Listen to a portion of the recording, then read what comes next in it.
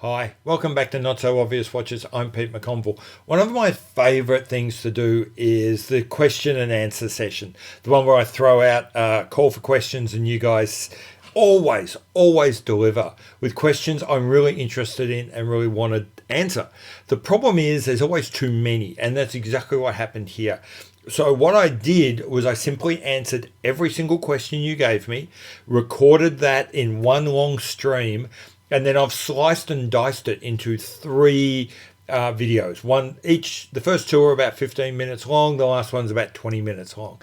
So this is part one, my first set of answers to your questions.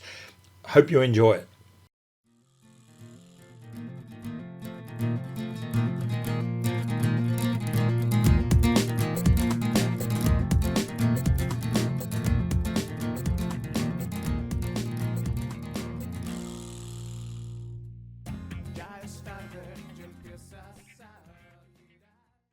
Okay, so I'm going to start with Jacinta Arthur, who's asked a very simple question. If I could only go with rose gold watches for formal address events, what three would I choose? You know what? I'm going to give you four, and I'm going to add a test to this. All of these are going to have a GMT or travel function because I am a GMT or travel kind of guy, and it helps me sort of focus in on what would reflect me. The first is a Chopard LUC GMT1. Classic, formal, a little bit sporty, still slim, a little bit discreet in the colors, but there still is some color. All in all, I think this would be a great core watch for my little mini collection I'm building here. Expanding out from that a little bit would be the Ulysse Nardin Classico Jewel Time in rose gold. I'd probably go with the white dial version, which is all of this watch is kind of building on what I had with the Chopard, but just a little bit more sporty, a little bit more out there. If I tried it and found that the white dial was a little bit too much, I'd probably go to the blue dial version. The blue dial version is on one hand a bit more sporty, but then on the other hand might work better with like a dark suit. So I'd really need to try the white and the blue to pick out which one I wanted. Finally, I'd really push the boundaries of the classifications we've given ourselves, and I'd go for the Jaeger-LeCoultre Master Compressor Geographic. This is not a dive watch because it's on a leather strap. It therefore cannot be a dive watch. And yes, it's also in rose gold. And let's be honest, it's actually a dive watch. So I'm really pushing the edge here, but by pushing the edge of what is allowed in this category, I feel like it's very much part of me. So this is the one I would go for. If you rule this out and disqualify it, I would then go for the Jaeger-LeCoultre Rose Gold Reverso Duo. This watch is classically beautiful, studied, elegant, and just perfect. However, it's just a little bit too obvious. That's why for some people it would be the perfect choice here. For me, it's kind of my reverse. It's kind of my reserve in case you disqualify any of my previous three choices.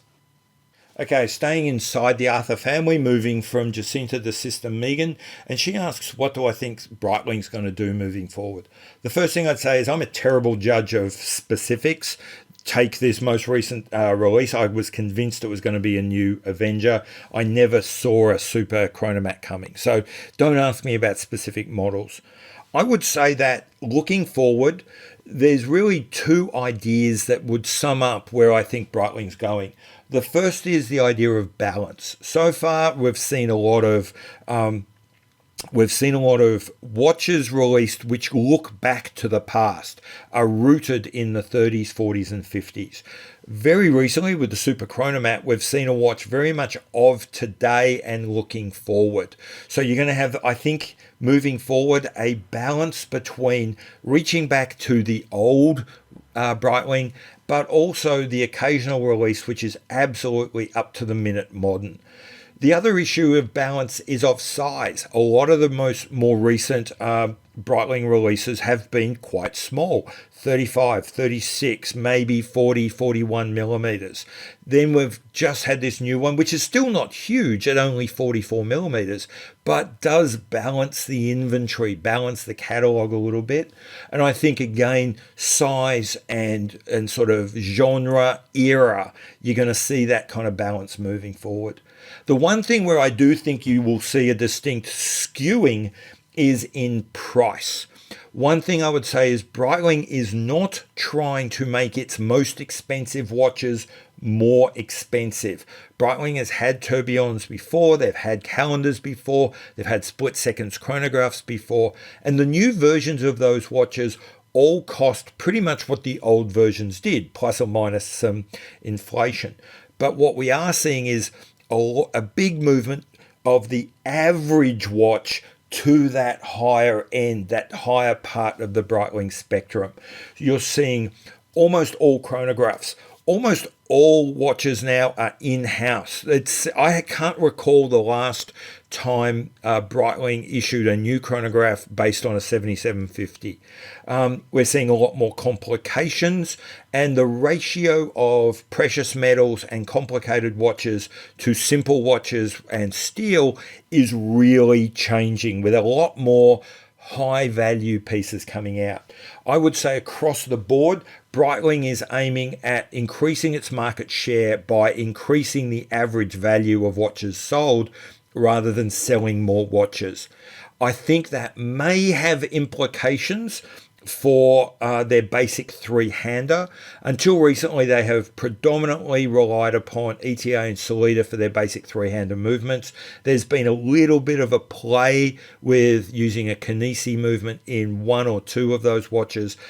I think that we're going to see, moving forward, many more in-house and or manufacture three-handed movements. Now, I think it's a 50-50 prospect as to whether that means buying in something like the Kinesi movement or whether it means an in-house manufacture. That part I can't be sure of, but I'm pretty confident we are going to see more in-house and or manufacture three-handers moving forward from Breitling. Getting much more philosophical from Ji Lung, who asked what was my opinion on performative consumerism in the context of watches and watch collecting, and whether I thought that was affecting snobbery and amplifying the disdain towards watches around, below that $1,000. I agree with your sentiment, but I think you're wrong in detail. I think you're confusing here performative consumerism with conspicuous consumption. Conspicuous consumption is all about buying big to show that you're wealthy, and that is absolutely a big thing. All of those photos of like APs, Rolexes, Pateks against a Ferrari or a Jaguar or an Aston Martin steering wheel, for example, that's just slam dunk performative. It's all about conspicuous consumption. It's basically, they could have just saved their time and put a picture up of their bank balance, because that's really what they're trying to do with a lot of those photos. Performative consumerism is a little bit different. It's not about showing how much wealth you've got. It's actually about showing how cool you are. And I think you are right, though, to call it out. I suspect performative consumerism is a huge part of what we're seeing in the popularity of, say, G-Shocks or Vostoks, where people who could afford, who would routinely buy much more expensive watches, are instead choosing to buy and get really focused on, say, the Casio or the Scuba Dude, because they're trying to show that they're in with the cool kids. They're trying to show that they understand the zeitgeist and that it's not all about money. No less performative, but in a slightly different way. But having said all of that, there is another risk, and that is to assume that every photo, every Facebook share, every Instagram post, every YouTube video about someone's new watch is only performative. I think there are a number of people, maybe most people, actually sharing what they've bought or what they want to buy or what they want to collect. They're actually just doing it because they're excited and they want to share in the hobby. it is right to call out and it is right to guard against some people being performative, either their performative consumerism or conspicuous consumption in their social media. But it is wrong to assume that is what everyone is doing. And I think it is something we need to be aware of, but not something that we should necessarily assume. 5 questions from Marcus F. The first is, have I developed any new watch interests since the end of my Alpina Sea-Strong journey? He's referring there to how I mentioned in an earlier video that having picked up my vintage Alpina Sea-Strong 10 from the late 1960s, I think my journey for vintage Alpinas was over for the time being. That is true. In the 6 or so months since then, I haven't even looked at another vintage Alpina, and I've kind of turned that search off. The searchlight, the radar, if you like, has now switched over to GMT and travel watches. So it's not really a new interest. It's something I've always had in the background. It's really now just moved from background to foreground. Do I have a new Grail hunt? No, I haven't. There's a few watches I've specifically picked out that I want, but none raised to the level of being a Grail. You ask what my expectation was for Breitling from the 6th of May. This is actually after that date, so it's really not worth much.